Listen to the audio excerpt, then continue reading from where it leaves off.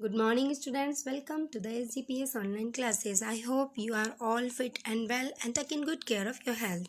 This is class 6, subject Assess, and the chapter 2. This is the chapter of civics, and the chapter name is prejudice and discrimination. Prejudice का मतलब होता है पूर्वाग्रह and discrimination यानी कि भेदभाव. In this chapter, we shall understand about these terms. So let's proceed. Prejudice का मतलब होता है पूर्वाग्रह. Prejudice is the word implies the process of prejudging something. Prejudice एक ऐसा शब्द है जिसका तात्पर्य है इम्प्लाइज यानी तात्पर्य है the process of prejudging something. किसी को पूर्व में ही किसी के बारे में पूर्वानुमान लगाने की जो प्रक्रिया है उसे हम प्रीजजिज कहते हैं. यानी किसी भी व्यक्ति को, वस्तु को, स्थान के बारे में जाने बिना ही हम उसके बारे में जो धारणा बना लेते हैं, जो निर्णय ले लेते हैं, यही प्रेजुडिस कहलाता है, prejudging. The feeling that we are superior to the other makes us narrow minded. यह भावना कि हम सुपीरियर हैं, हम दूसरों से श्रेष्ठ हैं, ये भावना हमें नैरो माइंडेड बना देती है, संकीर्ण मानसिकता का व्यक्ति बना देती है. We begin to like only those persons who belong to our religion, who talk in our language and who follow the customs we like. और इसी भावना की वजह से हम उन लोगों को पसंद करना शुरू कर देते हैं जो कि who belong to our religion, जो कि हमारे धर्म के हैं, who talk in our own language, जो कि हमारी भाषा में बात करते हैं, या फिर who follow the customs we like, और वे उन्हीं रीति रिवाजों को फॉलो करते हैं जो हम करते हैं. तो हम ऐसे लोगों को पसंद करने लगते हैं. When we people who are different from us, we developed a strange and different attitude towards them. और जब हम ऐसे दूसरों लोगों से मिलते हैं जो हमारे जैसे नहीं हैं, जो हमसे अलग है, डिफरेंट हैं, तो हम क्या करते हैं, we develop a strange and different attitude. तो हम एक बहुत ही अजीब और अलग एटीट्यूड, प्रवृत्ति विकसित कर लेते हैं उनके लिए. We form certain opinions about them. हम उनके लिए कुछ निश्चित राय बना लेते हैं, ओपिनियंस बना लेते हैं. Our views become prejudiced and we start thinking negatively about others. हमारे जो विचार हैं, व्यूज़ हैं, वो प्रेजुडिस्ड हो जाते हैं, यानी कि वो पूर्वाग्रहित हो जाते हैं, और हम नेगेटिवली अबाउट अदर्स, हम दूसरे लोगों के बारे में नकारात्मक सोचने लगते हैं. Prejudice means bias against certain people. यानी कि प्रेजुडिस का मतलब है बायस अगेंस्ट सर्टेन पीपल, कुछ लोगों के विरुद्ध पक्षपात करना. प्रेजुडिस का मतलब है कुछ लोगों के साथ पक्षपातपूर्ण रवैया अपनाना. People get prejudiced on many things. Prejudice, लोग कई सारी चीज़ों के लिए प्रेजुडिस पूर्वाग्रहित हो जाते हैं, लाइक कॉम्प्लेक्शन, जैसे स्किन कलर. अधिकतर लोग सोचते हैं जो काले लोग हैं या जिनका कलर डार्क है वो लोग अच्छे नहीं होते हैं, तो ये एक प्रेजुडिस है. द ड्रेस दे वियर, या फिर हम ये सोचते हैं कि इसने बहुत सुंदर ड्रेस पहन रखी है तो ये बहुत रिच होगी या ये बहुत हाई फाई होगी, तो ये हम ऐसी चीज़ें. द लैंग्वेज, अगर they speak, the reason they come from और रिलीजन दे फॉलो. इस तरह से हम उनके धर्म के आधार पर, जैसे हम कई बार हम लोग सोच लेते हैं, क्योंकि हम अक्सर हिंदू मुस्लिम के दंगों के बारे में सुनते हैं, तो हमें लगता है कि मुस्लिम लोग अच्छे नहीं होते हैं, जबकि ऐसा नहीं है, मुस्लिम लोग बहुत अच्छे होते हैं. तो कई बार हम कुछ लोगों के बारे में इस तरह की प्रेजुडिस्ड गलत धारणाएं बना लेते हैं. Prejudice is bad for society. लेकिन जो प्रेजुडिस है, पूर्वाग्रह है, ये समाज के लिए बहुत ही बुरा है. Sometimes people are so prejudiced they do not even want to talk to or meet with certain people. कभी कभी तो लोग इतने ज़्यादा पूर्वाग्रहित हो जाते हैं कि वे उन लोगों से बात करना और मिलना भी, उन लोगों से यानी कुछ निश्चित लोगों से मिलना और बात करना भी पसंद नहीं करते हैं. जैसे कि एग्जाम्पल के लिए, कई लोगों के दिमाग में धारणा होती है कि जो गांव के लोग हैं, जिसने धोती कुर्ता या पगड़ी बांधी हुई है, वो लोग बहुत ही इलिटरेट हैं, पढ़े लिखे नहीं हैं, उनको ज्ञान नहीं है, वो गंवार हैं. लेकिन वास्तव में ऐसा नहीं होता है. कई सारे लोग काफ़ी ट्रेडिशनल होते हैं, काफ़ी नॉलेज होने के बाद भी वे इस तरह के गेटअप में रहना पसंद करते हैं. तो हम अपने प्रेजुडिस की वजह से, अपने पूर्व धारणाओं की वजह से कुछ लोगों से इवन मिलना और बात करना तक भी पसंद नहीं करते हैं. दिस डिवाइड्स द सोसाइटी, और ये हमारे समाज को विभाजित कर देता है. We should avoid taking decisions without knowing understanding the realities. और हमें इस तरह के निर्णय लेना, किसी भी चीज़ की रियलिटी सच्चाई को समझे और जाने बिना इस तरह के निर्णय लेना हमें अवॉइड करना चाहिए, बंद कर देना चाहिए। यहाँ पर हम एक केस स्टडी पढ़ेंगे जो कि बहुत ही अच्छी है। देखिए case study leads let's read a story about a case of prejudice. हम एक प्रेजुडिस के केस के बारे में पढ़ते हैं। Kumar was travelling by a car through the jungles of Maharashtra with his wife and son. Kumar नाम का एक व्यक्ति अपनी पत्नी और अपने बच्चे के साथ महाराष्ट्र के जंगलों से गुजर रहा था, अपनी कार से ट्रेवलिंग कर रहा था। Suddenly their car stopped and they were stranded. अचानक उनकी कार रुक गई और वे फंस गए, यानी कि उनका काम रुक गया। He tried to his it but realized that he had run out of petrol. उसने अपनी कार को स्टार्ट करने का प्रयास किया लेकिन उसे महसूस हुआ कि आउट ऑफ पेट्रोल, उनकी गाड़ी में पेट्रोल खत्म हो चुका है। It was getting dark and there was no help coming by. एकदम अंधेरा हो चुका था और कोई मदद भी दिखाई नहीं दे रही थी। They waved at many passing cars but no one stopped to help them. उन्होंने कई सारी गुजरती हुई कारों के सामने हाथ हिलाया पर उनमें से कोई भी उनकी सहायता के लिए नहीं रुका। Then they saw a group of villagers walking down towards them. तब उन्होंने गांव के कुछ लोगों का समूह अपनी ओर जाते हुए दिखा। Kumar told his wife to hide his jewelry.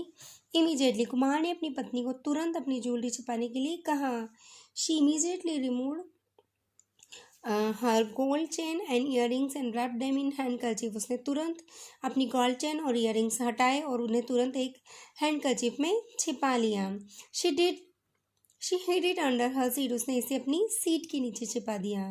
The man came by. एक आदमी उनके पास आया। वन ऑफ देम जब वे आदमी उनके पास आए, one of them asked Kumar all well, move away from here before it gets more dark.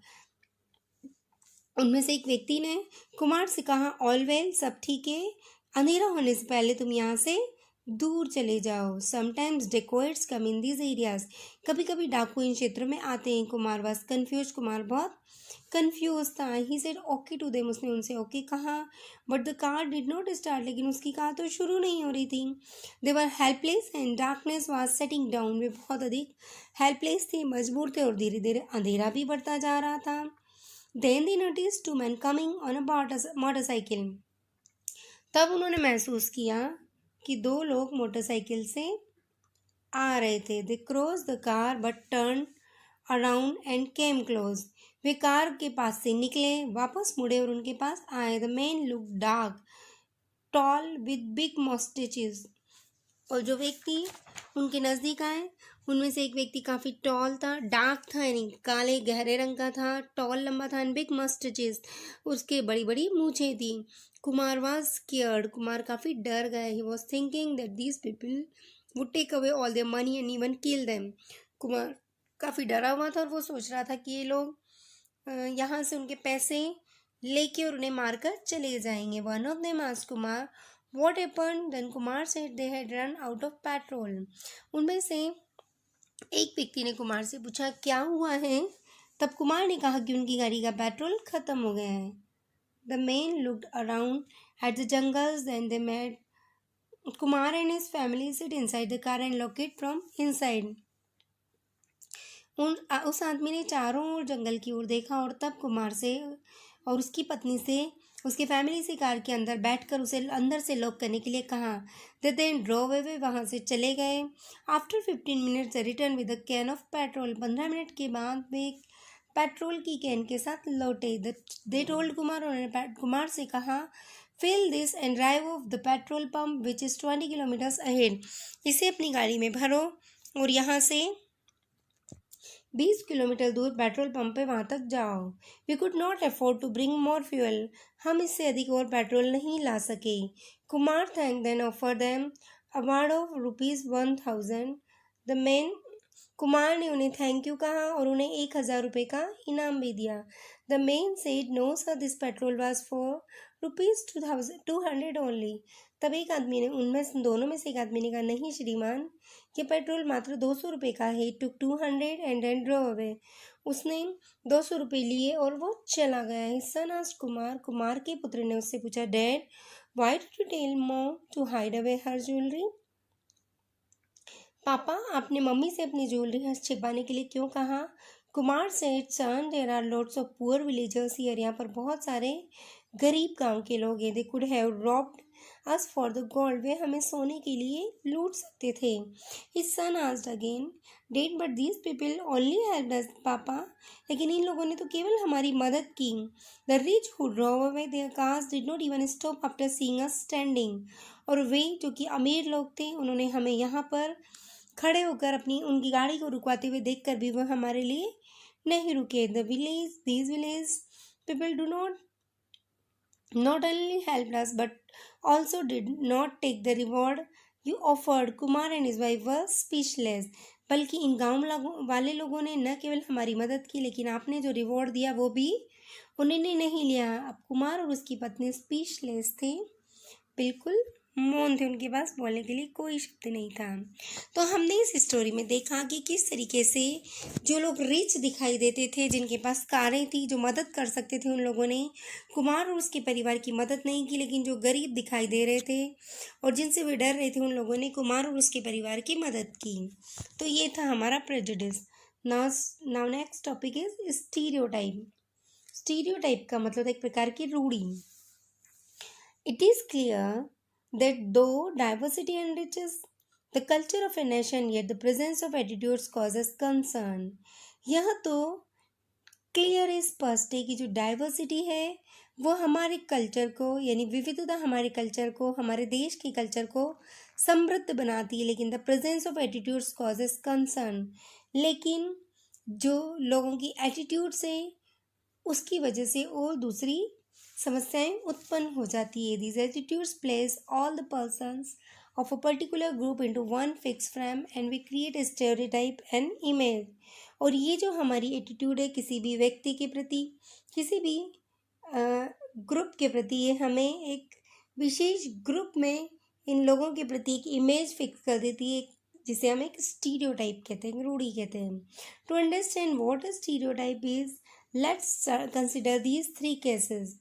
तो यह समझने के लिए वास्तव में स्टीरियोटाइप होता क्या है, हम इन 3 केसेस को समझते हैं। All the girls in Suman's village cook, wash and do other household job.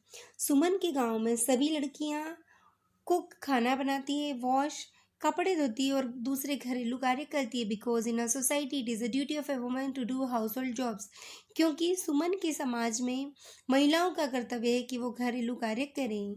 Shweta did not get good marks in maths, Shweta को मैथ्स में अच्छे मार्क्स नहीं मिलते हैं। Her teacher tells her it's okay because girls are not good at maths anyway, लेकिन उसकी teacher उसे कहती है कि कोई बात नहीं, क्योंकि लड़कियां अक्सर मैथ्स में अच्छी नहीं होती है। The statement like boys don't cry show our prejudice about boys being strong and macho and girls being soft and weak.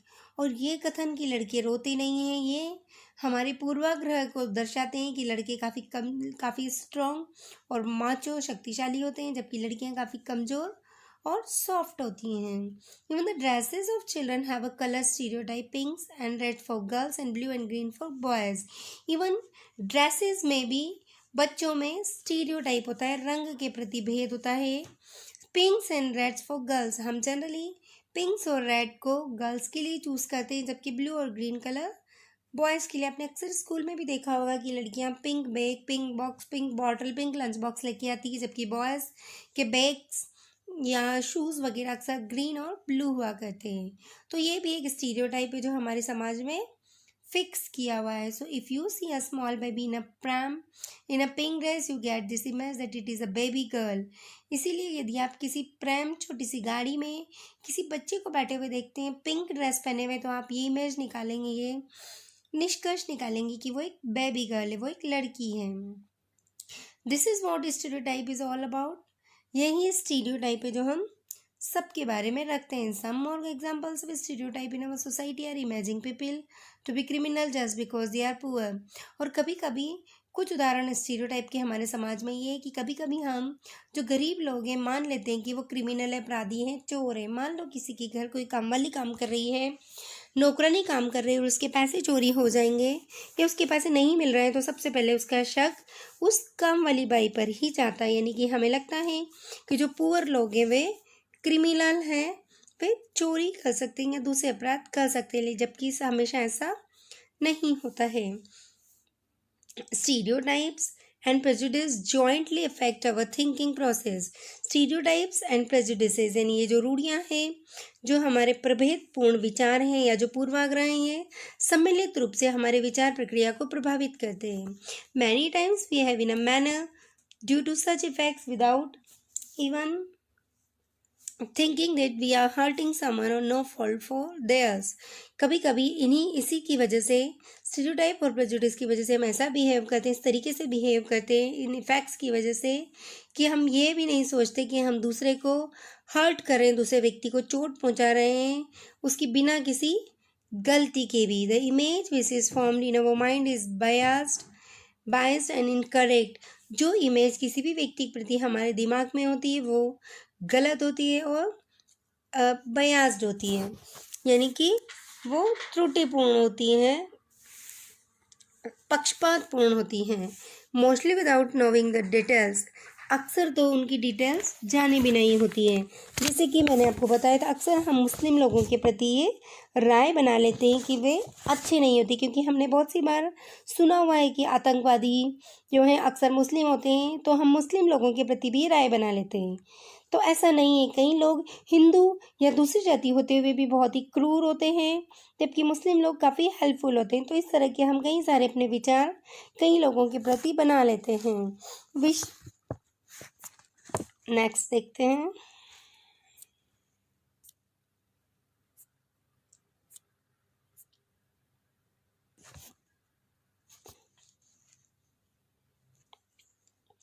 Yes, we shun or laugh or crack jokes at the poor persons without realizing that we are not behaving in a sensitive social manner.